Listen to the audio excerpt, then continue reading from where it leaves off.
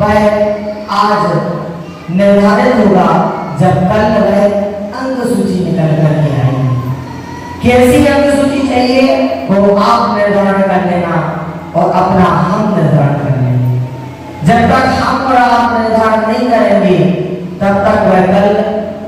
आनंद सूची आना मुश्किल की बात है। एक गुरु एक शिष्य गुरु से पूछता है त्याग क्यों करूं, दान क्यों दूं। गुरु भी सुनकर कहते हैं मैं बताता हूं लोगों।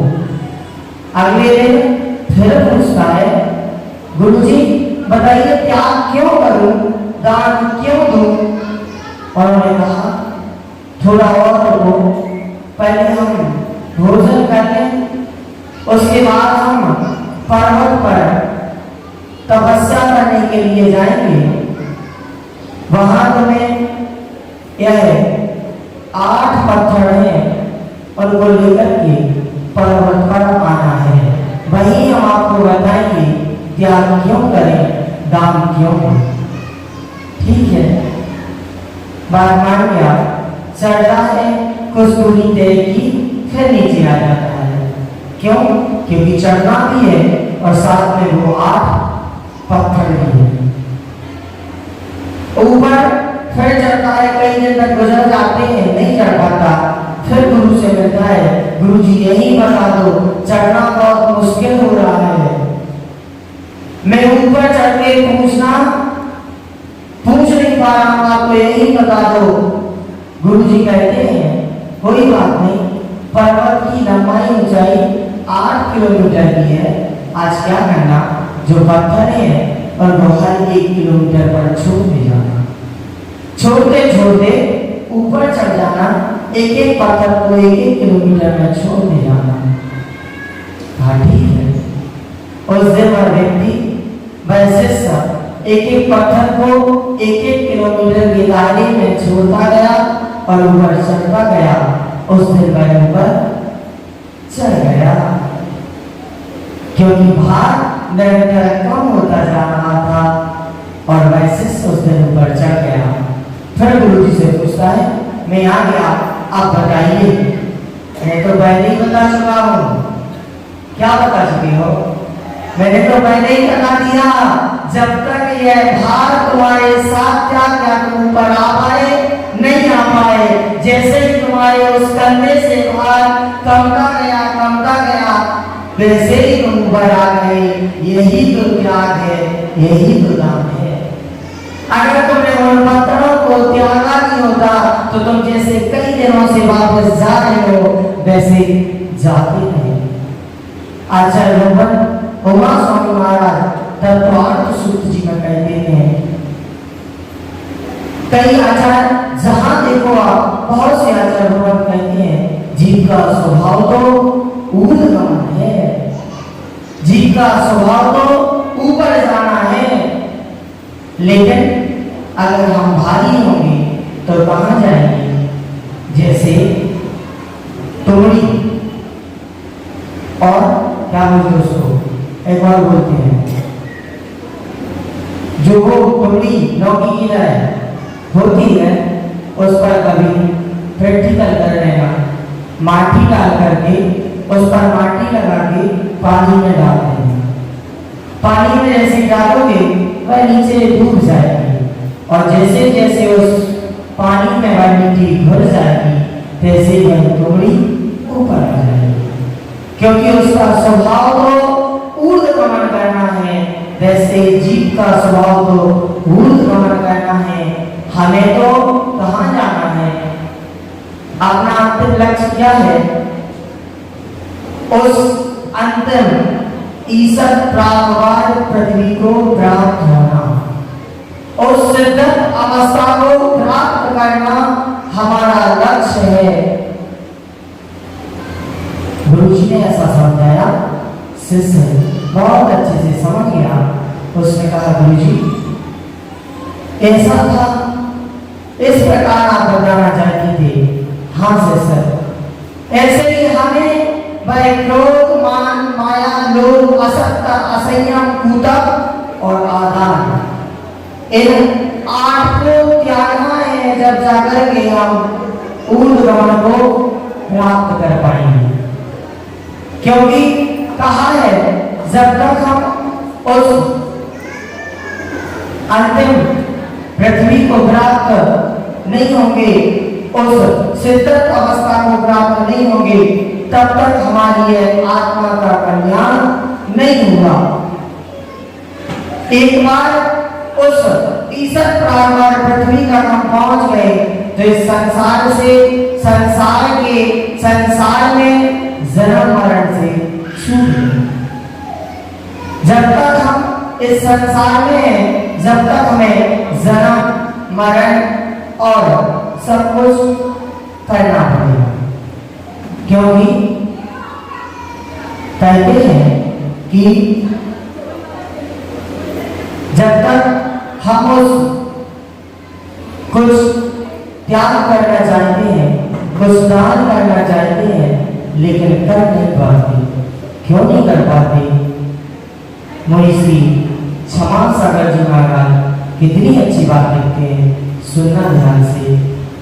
कभी ऐसा हो कि देने का मन हो, कभी ऐसा हो कि देने का मन हो और लेने वाला कोई गरीब ना हो।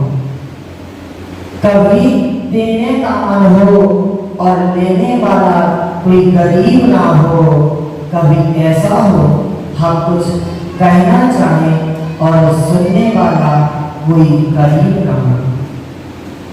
कोई जब हम सुनाने के लिए हुए तब कोई गरीब ना हो, तब अभ्यास होता है कि देने और सुनाने वाले से, लेने और सुनने वाले से ज्यादा कीमती क्या है? त्याग। उस त्याग को जब हम कुछ करना चाहते हैं, जब कुछ देना चाहते हैं तो कोई गरीब नहीं मिला, जब हम कुछ सुनाना चाहते हैं तो कोई गरीब नहीं मिला। क्या मतलब होगा? क्योंकि हम इच्छा तो करते हैं, हम पहले से विचार बना लेते हैं, किसी की शादी आई बहुत आराम से हो जाएगी, उसका पुण्य उसके साथ होगा, लेकिन जब अंत समय आता है तो कहां कहां हम जाते हैं। हमारी इच्छाएं सब कुछ हैं, इच्छा त्याग करने की है, इच्छा दान देने की है, लेकिन हम समय से नहीं कर पाए। तो क्या कहा महाराज ने? जब देने की इच्छा थी तो कोई गरीब ना था, जब सुनाने की इच्छा थी तो कोई गरीब ना था। कौन नहीं चाहता? आप में से कौन नहीं चाहता कि आचार्य भगवंत को आहार दें? हाथ खड़े करो, कौन कौन चाहता है? बहुत अच्छा, कुछ लोग नहीं चाहते, देखो कुछ लोग नहीं है, सत्य बात है। कौन नहीं चाहता कि मैं आचार्य श्री को आहार ना दूं? वो बात करेगा जो अच्छा। कौन कौन नहीं चाहता कि मैं कभी आचार्य श्री को आहार नहीं दे पाऊं? सब चाहते हैं, लेकिन क्या होगा?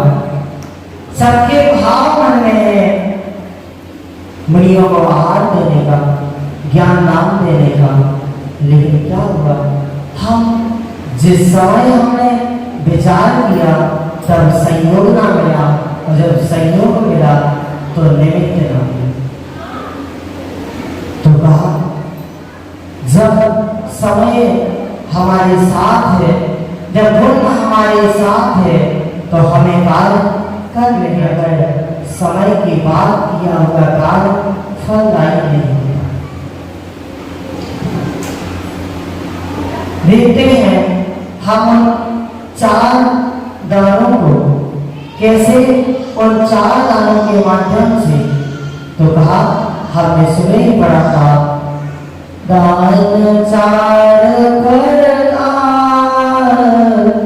चार संग को दीजिए, धन बिजली होना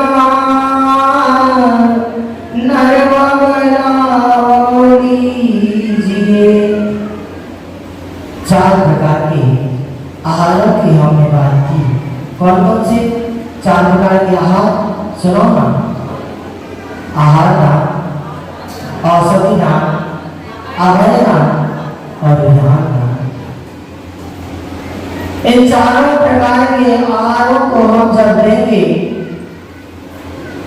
तभी हम इस त्याग को कर करके आगे बढ़ पाएंगे, तभी हम उस त्याग की महिमा को समझ पाएंगे। तो कहा कि कैसे उस त्याग को देना है, किसको उस दान को देना है। दान के भी कई भेद हो गए और उसमें भी भेद हो गए,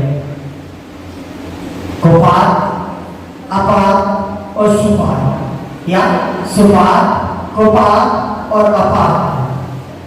समझ लो, एक सुपात्र को आहार देना, एक कुपात्र को आहार देना और एक अपात्र को आहार देना।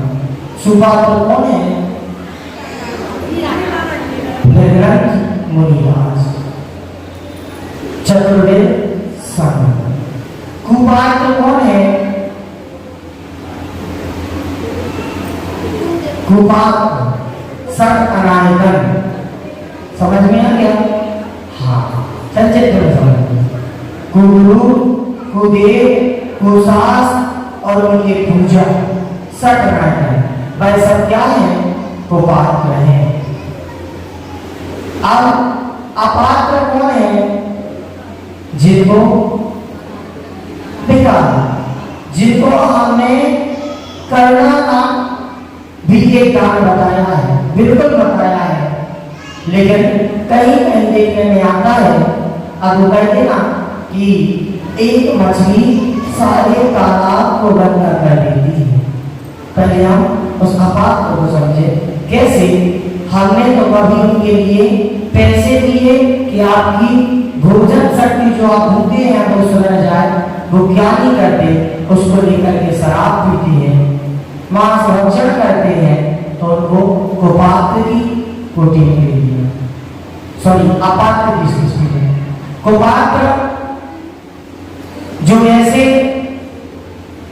जिनके हाथों में अहिंसक वस्तु है, ऐसे शास्त्र बताया जाए वह कैसे सुशास्त्र हो सकते हैं।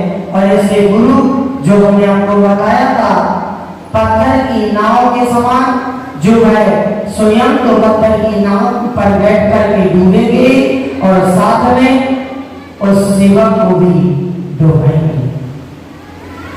अब किसको आहार देना है समझो। अब आए उत्तम पाठ, सुपाठ, उसके भी 3 भेद कर दिए, उत्तम, मध्यम और सघन। त्याग की महिमा कितनी है, दान की महिमा कितनी है, ये आपको जब समझ में आएगा जब आप ये समझ जाएंगे कि दान किसको देना उचित है। सबसे पहले उत्तम पात्र में महाराज आ गए, मध्यम पात्र में उपचार महामृति, कौन? आदिका माता जी, क्षुल्लक महाराज, एकक महाराज, क्षुल्लिका माता जी और जगन्नाथ श्रावक में देशवती श्रावक। इस प्रकार उस उत्तम, मध्यम और जगन्नाथ का हमने भेद किया। दूसरा दान आया औषधि दान। औषधि दान मुनिराज के किसी भी प्रकार का कोई भी कष्ट है, कोई भी पीड़ा है, उसमें औषधि दान देना। अभय दान, अभय दान क्या है बताइए?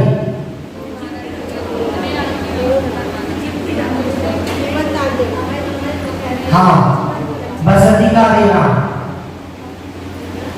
स्थान देना, ऐसा अभय दान करना चाहिए। सारे लोग बसती का अभय दान में आ जाएगी, लेकिन कभी ऐसी वस्तु नहीं दे देना। क्या नहीं देना बताना? क्या नहीं देना? मोबाइल कभी नहीं दे देना, क्योंकि जब हमने प्रारंभ किया श्रावक मुनिराज को दान क्यों देता है, कभी विचार किया? मुनिराज को दान हम इस भाव से दे रहे हैं कि इस आहार दान से हमारा तो कल्याण निश्चित है। राजा सैनिक ने देवानी भगवान किसको? आदिनाथ भगवान को वार दिए और अपना मोक्ष निश्चित कर लिया। लेकिन भावना ये भी रहती है इस आहार को ग्रहण करके वह मुनिराज अपना कल्याण करेंगे एवं पर का कल्याण करेंगे। क्या हमने आराम के लिए वरदान दिया? नहीं। क्या हम ऐसा दान देते कि जिससे मुनिराज उस धर्म ध्यान को ना कर सके? क्या हमारे ऐसे भाव थे? नहीं थे, न कभी होना चाहिए। और तब श्रावक वह है जो हमेशा इस बात का भी ध्यान रखता है कि किस समय महाराज को किस प्रकार के आहार देना है। पूरी पुस्तक लिखी हुई है, उसमें आप कभी पढ़ना किस समय कौन से आहार देना चाहिए। वह उत्तम श्रावक की विधि है, क्योंकि पहले ही अपन ने कहा कि कैसे अगर हम उस दान को नहीं करते, दान किसके लिए बताया? साधु के लिए कि गृहस्थ के लिए? साधु के लिए नहीं बताया, पढ़ो ना, देखो। दोनों सवारी खूब जल सम दया घर में भरी नया, निज हाथ लीजे साथ लीजे खाया खोया वहे गए, नहीं साध शास्त्र आए देवैया, त्याग राग विरोध को बिनान श्रावक साधु दोनों नहीं नाही बोध को। दोनों ही बोध को प्राप्त नहीं हो सकते, चाहे श्रावक हो चाहे साधु हो। अपने लिए इन 4 प्रकार के दान की बात कही और साधु के लिए क्या कहा? अपनी आत्मा के कल्याण के साथ पर जो है उन्हें उस आत्मा के कल्याण का मार्ग बताना, धर्म का उपदेश देना। अगर आदिनाथ भगवान ने मार्ग नहीं बताया होता तो क्या है, आगे अजितनाथ भगवान से लेकर के महावीर भगवान तक होते क्या? और भगवान ने 6 महीने तक आहार नहीं किया तो क्या है, उनके उस समय तो वर्तमान में कौन से सैन्य है? कौन से सैन्य है? हीन सैन्य। और उस समय उत्कृष्ट सैन्य थे। क्या 6 महीने तक जब आहार नहीं किया तो क्या और नहीं चल सकता था? कल भी अपन ने उधर में बात की थी, महाराज ने 1 महीने तक आहार नहीं किया तो क्या 2 महीने में चल सकती थी? चल सकता था, लेकिन उनका उपकार हमारे ऊपर रहा। उस उपकार को उन्होंने अपन के लिए बताया कि अगर दान हम देने के और राजा सैनिक को दान देना नहीं बताया होता तो क्या आज मैदान की परंपरा होती? 6 महीने तक निरंतर प्रदान होता रहा। महाराज ये ले लो, महाराज ये ले लो, महाराज पुत्री ले लो, महाराज धन ले लो, महाराज ये ले लो, उससे बढ़ के क्या नहीं बढ़। आगे बात आती है ज्ञान दान। ज्ञान दान ऐसा क्षेत्र, ऐसा ज्ञान अर्जन का केंद्र जिससे विशेष आज आप ही नहीं पूरा देश विदेश परिचित है। कल भी हमने आपको संक्षिप्त में बताया था, आज भी बात हमारे पास फिर से आई कि नहीं कैसे उसको करना है। तो फिर अपन उस ज्ञान स्तरी साकारी की ओर चलते हैं। वहां से अच्छा ज्ञान दान जहाँ मुनिराज आते हैं, मुनिराज अच्छे बड़े बड़े संग भी वहां आए हैं। अभी आपने मुनि श्री विद्यासागर जी महाराज की किस किसने दर्शन किए? बहुत बड़े एक मुनि श्री विद्यासागर जी महाराज है, आपको किसी जन हो सकते हैं, बहुत बढ़िया। हाँ, वास्तविक ऐसा नाम तथा काम है उनका, क्योंकि श्रवण संस्कृति संस्थान में वो ही महाराज आते हैं आप स्वयं समझदार हो, आपको क्या बताने की बात है। सब कुछ होता है, आहार भी दिया जाता है, ज्ञान भी दिया जाता है। कभी सोचा कि उन्होंने हमें क्या दिया, उन्होंने हमें ऐसा ज्ञान दिया, ऐसा वात्सल्य दिया कि आज हम आपके सामने बैठने योग्य होंगे। हो सकता था कि वो संस्थान ना होता, आप प्रवचन सुन रहे होते, यहाँ हम नहीं कोई और होता, लेकिन हम कहाँ होते। वो जो 700 निकल चुके हैं और जो 200 हैं वो कहाँ होते। उन्होंने हमें ज्ञान दिया, वो कैसे दिया, आपके सहयोग से दिया। आपने उन्हें अर्थ दिया, आपने उन्हें अर्थ दिया, उन्होंने हमें ज्ञान दिया। उस अर्थ के माध्यम से उन्होंने हमें ज्ञान दिया, हमने उस ज्ञान को सीख करके आपके वापस पुनः उसको निर्वाहन कर दिया। उस ज्ञान दान के माध्यम से आपने उनको अर्थ दिया, उस अर्थ से उन्होंने हमें ज्ञान दिया, उस ज्ञान से हमने आपको ज्ञान दिया। यह कैसे हम बन पाए, तो संस्थान से हमने आपको प्रातःकाल भी बताया था। ऐसा गुरुदेव के मन में चिंतन आया कि लोग घर बैठे बैठे असुख उपयोग में फंसे हुए हैं, कैसे उनके मन में शुद्ध उपयोग जगाया जाए।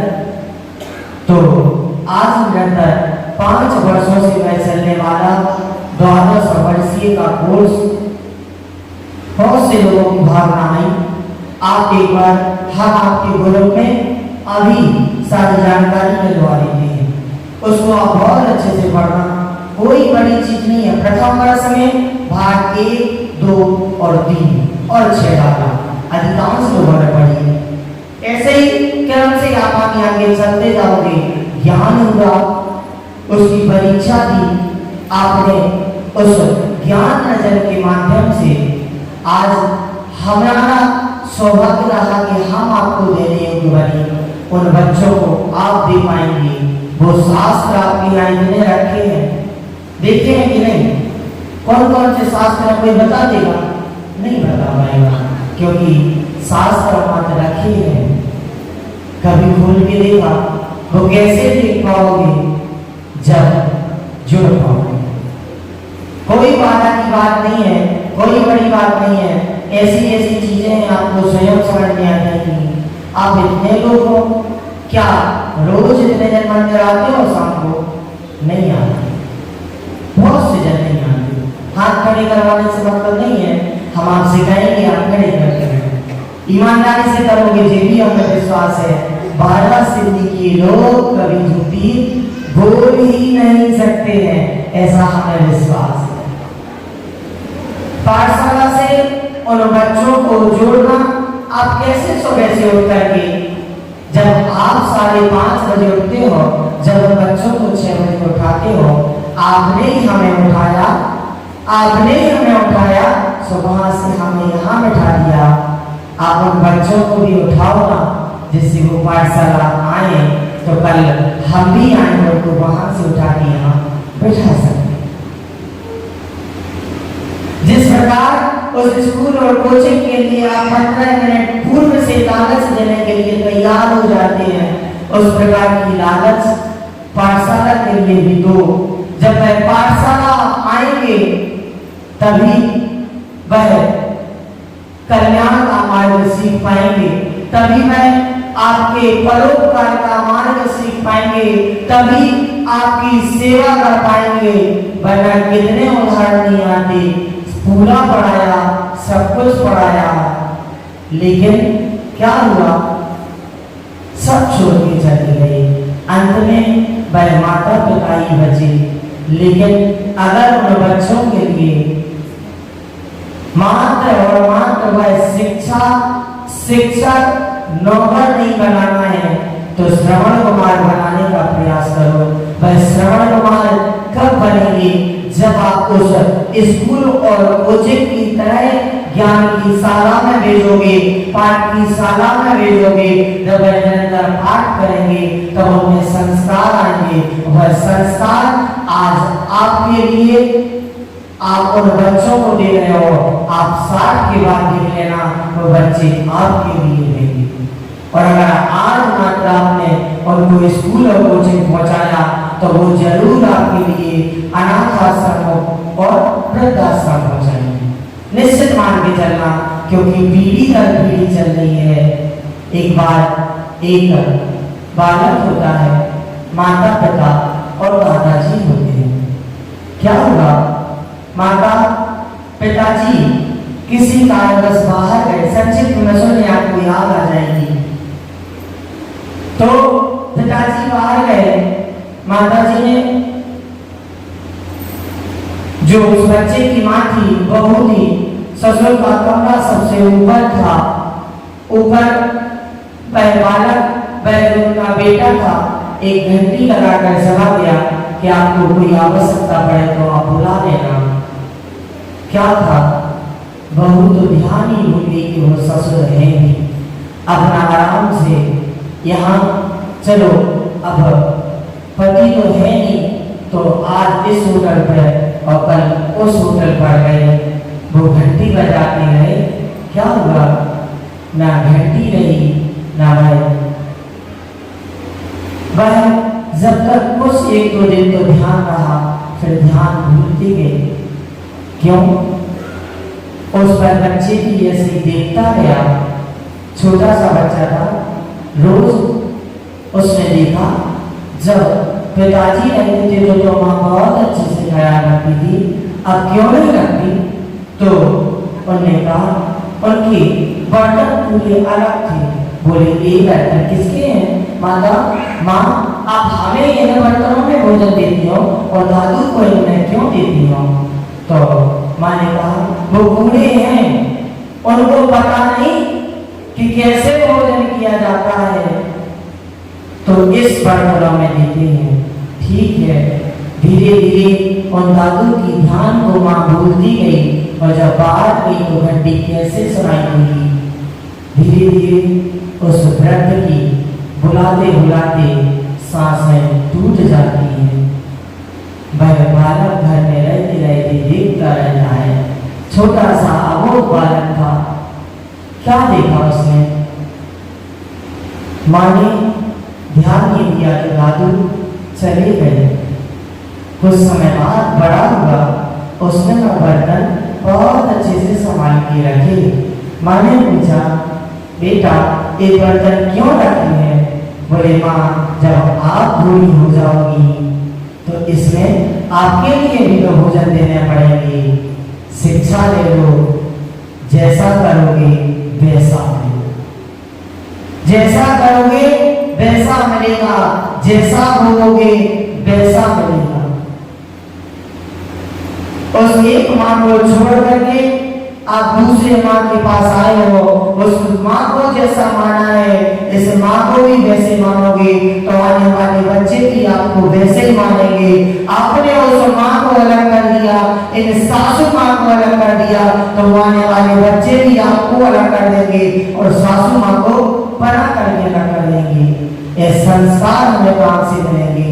उस पाठशाला से मिलेंगे।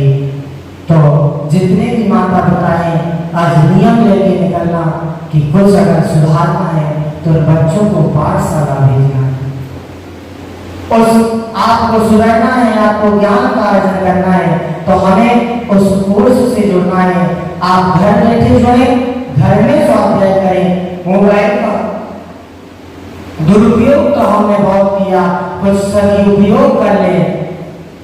वह नेट भी क्या सोचता होगा, हमारे माध्यम से मानते हैं संसार की बातें देखते हैं, कुछ ऊपर जाने की मार्ग भी देख लो, उसको भी देख लेना। और जब वह मार्ग आप देखोगे, कोई जबरदस्ती नहीं है 12 साल पढ़ना, 1 साल पढ़ के देख लेना, अपने आप आनंद आ जाएगा। 1 साल पढ़ा भैया ने, आज 5वीं साल चल रही है। भैया आनंद आया कि छोड़ने के भाव होते हैं, बहुत आनंद आता है। क्रम से 12 साल तक अलग अलग चलता है।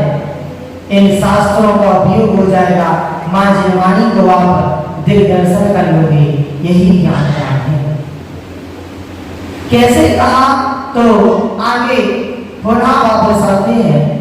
हम एक व्यक्ति बहुत गरीब था। आप कहोगे आप हमसे दान की बात कर रहे हो, आप दान के लिए गए हो, उस दान से क्या होगा? जो सुन लो दान से क्या होगा?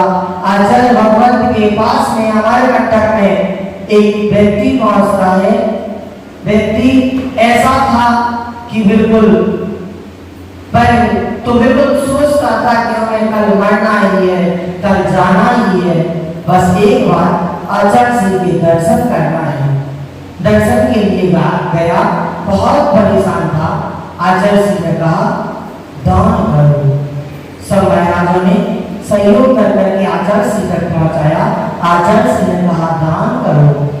महाराज सुन करके महाराज उसके पास आचार्य जी कम से कम उसको 2-4 लाख रुपए दिलवा देते, कुछ करवा देते। और क्या कह रहे हैं? दान करो। भैया वो दान करेगा, वो त्याग करेगा, कहाँ से लाएगा? लेकिन कुछ तो गुरु की महिमा होगी, चला जाता है और दान की महिमा को करता है। धीरे धीरे दान करते करते उसी अमरकंटक में वापस आता है और 1.5 लाख रुपए की बोली देकर के शांति धारा करता है। जब कहा कि महाराज मैं इतने वर्ष पहले वो व्यक्ति आया था, यह दान की महिमा है, यह त्याग की महिमा है। आचार्य ज्ञान सागर महाराज के पास एक नन्हा बालक कौन विद्यालय जाता है, कहता है अब हमें संसार में नहीं रहना, हमें तो संसार से पार उतारने का मार्ग बताओ। हे गुरु महाराज हमें ज्ञान दीजिए। बालक आपका नाम क्या है? विद्याधर। विद्याधर का स्वभाव क्या होता है? ऊपर बोले आप ज्ञान का अर्जन करोगे और फुट उड़ जाओगे। क्या किया? महाराज मैं आजीवन दान का त्याग करता हूं। ये त्याग है, ना सोचा ना विचारा। अंतेवासी थे, अंतेवासी मतलब कर्नाटक से आए थे। कहाँ हिंदी जमने वाली थी, कहाँ पर मारवाड़ी जमने वाली थी। क्या होगा वही सोच नहीं, सीधे सीधे वाहन का मैं आजीवन त्याग करता हूँ। भाई महिमा देखो आज कहाँ से कहाँ ले गई। यह त्याग की महिमा है, यह दान की महिमा है। कहते हैं दान किसको देना? तो आचार्य भगवत कहते हैं अनुग्रहणम स्वस्या ईश्वर को धर्म। अनुग्रह स्वयं और पर के जो काम आ सके, स्वयं और पर के कल्याण के लिए दान देना, जिससे उस चमत्कारिक उस दान का प्रभाव ऐसा हो कि आगे हमारा कल्याण हो और पर का कल्याण हो। आगे गए किस बात पाठ हम आपको पहले ही बता चुके हैं। विधि द्रव्य पदार्थी पाठ विशेषात द्विविधा दुर्शेषा। तो कहा उन 3 पात्रों के लिए दान दो। उत्तम भेद किए, उत्तम मध्यम जघन्य पाठ के लिए दान दो। और मुनिराज को जब भी दान दो, कैसे दान देना चाहिए? क्या विधि है मुनिराज को दान देने की? नम्रता भक्ति पूर्वक दान दो। जब नम्रता भक्ति पूर्वक आप दान दोगे तब आपका वह श्रावक धर्म पल पाएगा, तब वह श्रावक धर्म आपको आगे लेकर के जाएगा। क्योंकि कहा आज ही सुनने में आया, आज सुना खूब कमाओ, खूब कमाओ, इतना कमाओ कि कभी किसी के सामने हाथ ना फैलाना पड़े, कभी किसी के सामने झुकना ना पड़े। क्योंकि कहा है कि क्या कहा आचार्यों ने कहा है वह टीकाकर भी किसी गरीब के यहाँ हुए क्या? टीकाकर किसी गरीब के यहाँ हुए क्या? राजा माता राम के यहाँ हुए।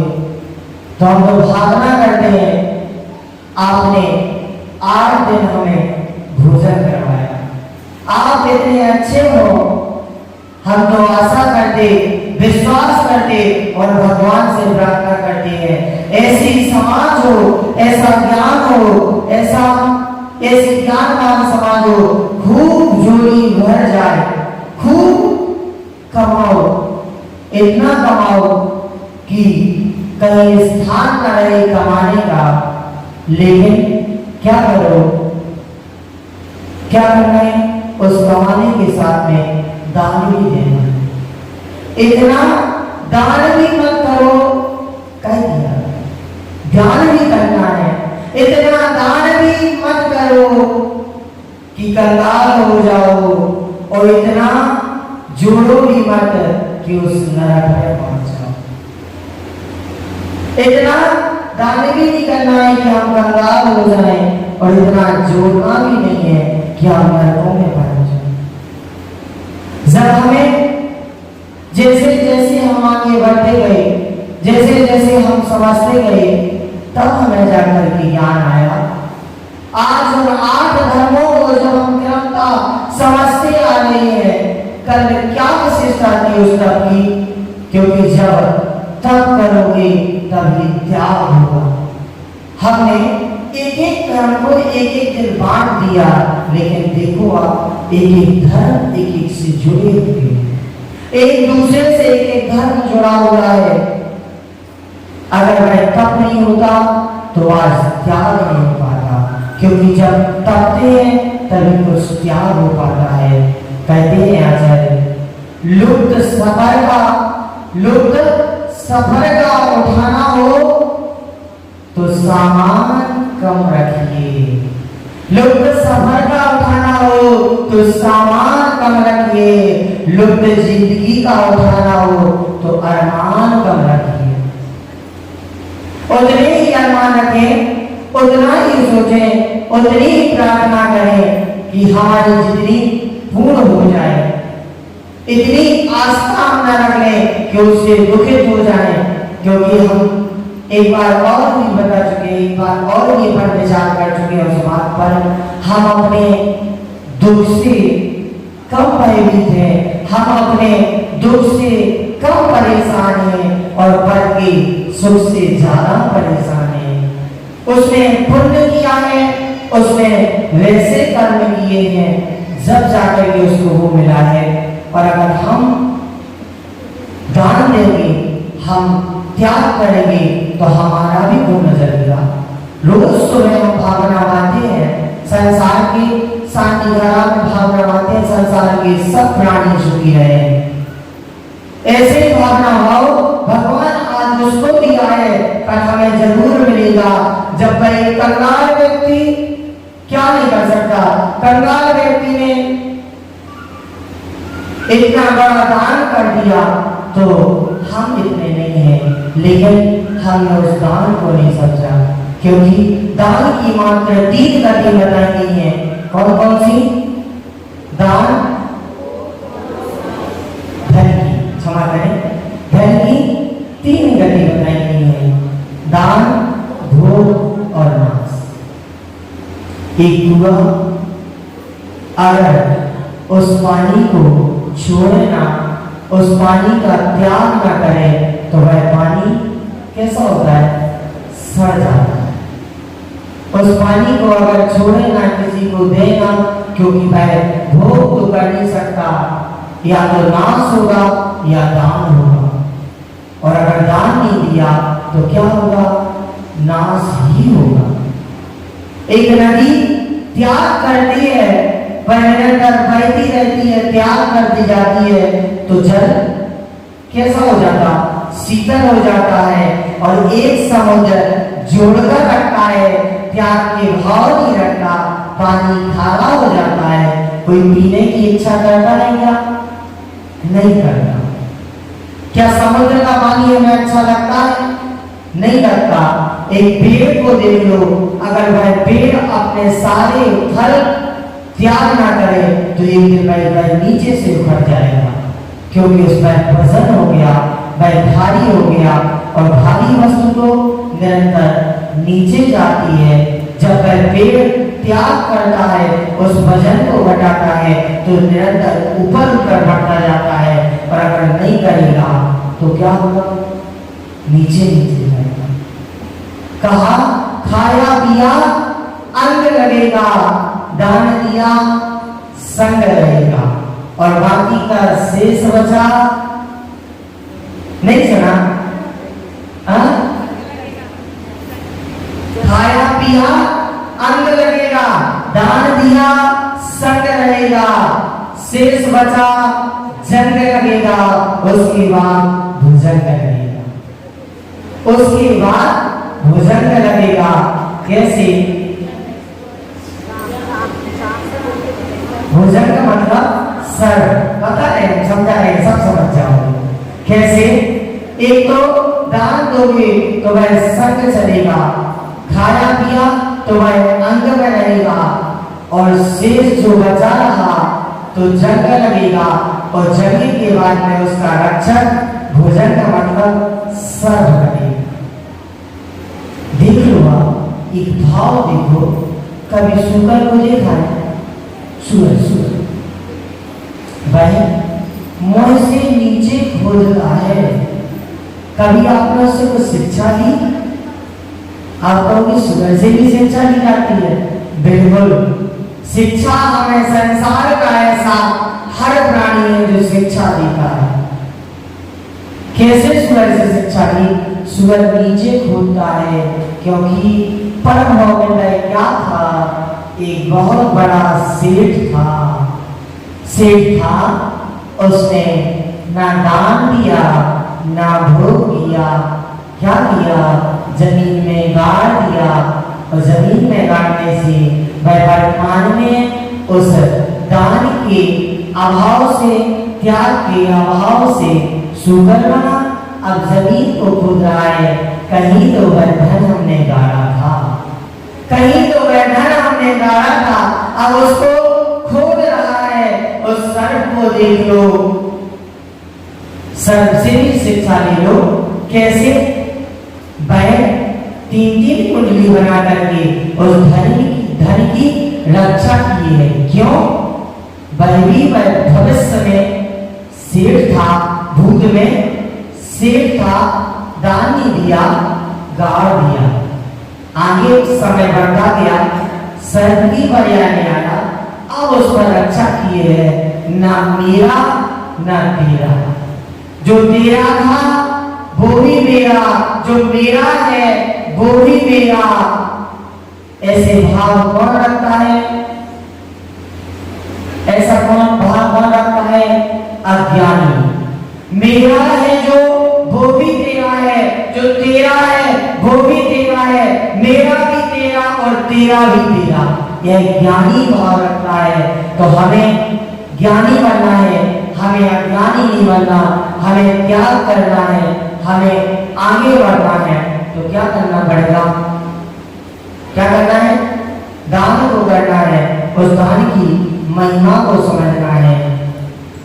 क्योंकि कहा आंख ऐसे समय ना खुले जब सब कुछ खो गया। स्वप्न आया, स्वप्न की बात थी, रात्रि के बारे में स्वप्न आया। सपनों का क्या करूं? सपनों का क्या करूं? कहां तक मरूं? सपनों का क्या करूं? कहां तक मरूं? इनके पीछे कहां तक सिंचूं इनके नीचे, कहां तक खिंचूं इनके नीचे। कई बार लगता तो है, कई बार लगता तो है। यह आ गया हाथ में, आंखें खोलता हूँ, बदल जाता दिन रात में, बदल जाता दिन रात में। समझ में आई? नहीं आई क्या? फिर से समझ।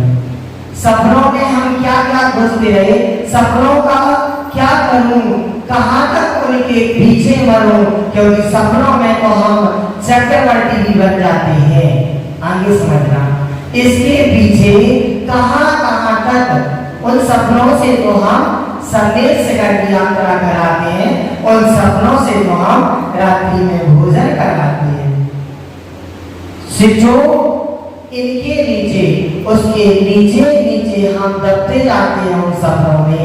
कई बार लगता है लोग यह आ गया हाथ में।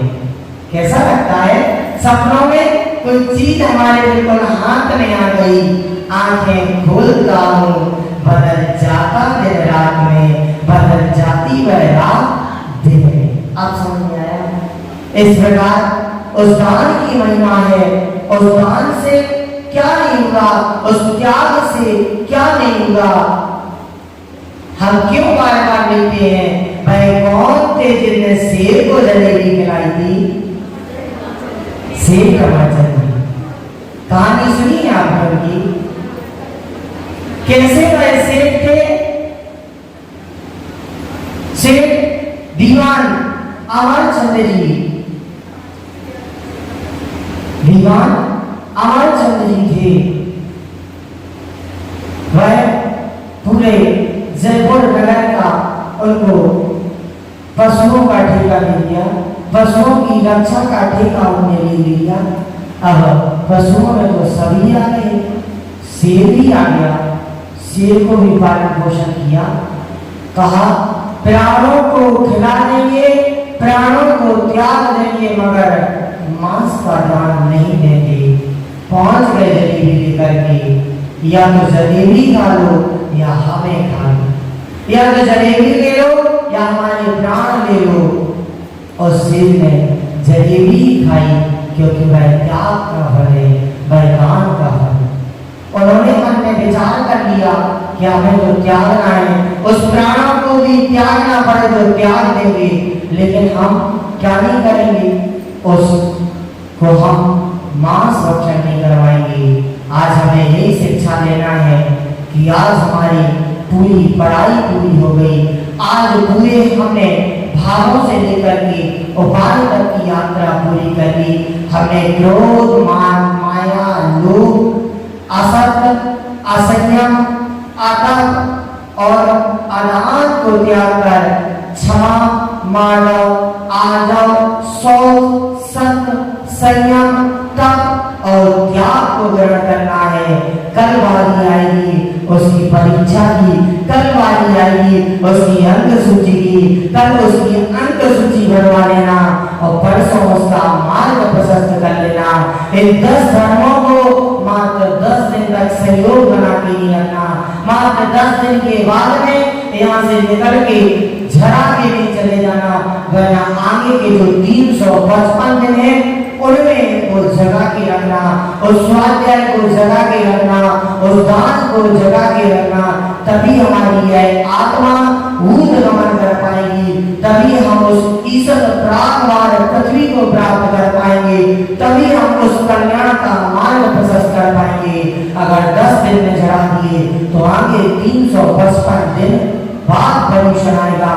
समझ ले रहा हूँ 355 दिन में कौन राजा और कौन रत्न, कोविड में कौन कौन अच्छे व्यक्ति नहीं थे और कौन कहाँ चले गए। चंद सांसों में वह गुब्बारे इतने फूल जाते हैं, चंद सांसों को पाकर वह गुब्बारे इतने फूल जाते हैं।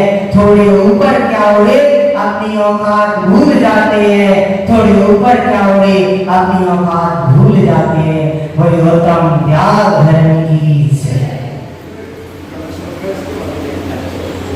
बात चल रही।